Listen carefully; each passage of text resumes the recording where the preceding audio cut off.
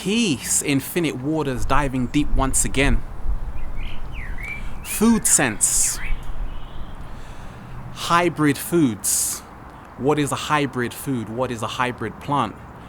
And my whole journey through nutrition, I'm realizing that a lot of the foods we're eating aren't natural. They're not really, when we talk of a hybrid is basically creating a new plant from two or more wild species in nature. And this has been going on since ancient times. People have always been using kind of genetic manipulation. And this is even how wheat came into existence, because the modern day wheat, which we all love so much, what happened was a lot of people, they needed a grain which yielded a lot, but the original wheat grain didn't yield a lot. So basically they created a hybrid which basically gave a bigger yield produce, so it could feed more people living in large cities and what have you. But essentially, whenever you're mixing two wild plants together to create a hybrid, essentially you're changing the cellular structure of the plant, and essentially it can cause all sorts of problems, because what's happened is that a lot of the hybrid food available has a very high starch content, also very high in sugars. So essentially, what does this do? Well, essentially starch produces a lot of acidity within the body, and this is one of the main causes for all kinds of problems like the buildup of mucus, arthritis, bronchitis, all of these things. So essentially, hybrid foods are cheaper to make, and that's why they're all over the place. I'm going into the supermarket. What do I see? I'm seeing seedless grapes, seedless pineapples, seedless apples, seedless oranges. These are all hybrids. These are actually not naturally found in nature. So how do we find out if something is hybrid?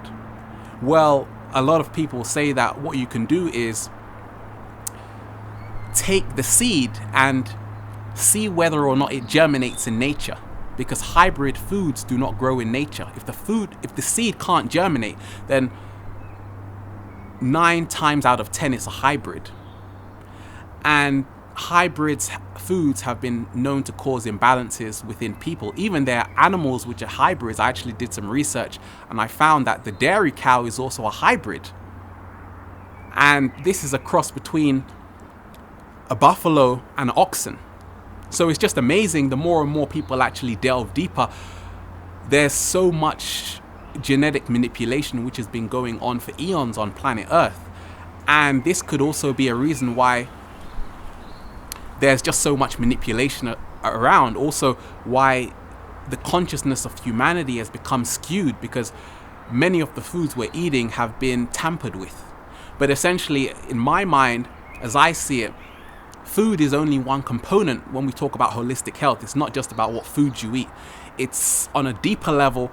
There's so many other things going on in terms of what causes wellness, because some people can eat hybrid foods and be fine, but essentially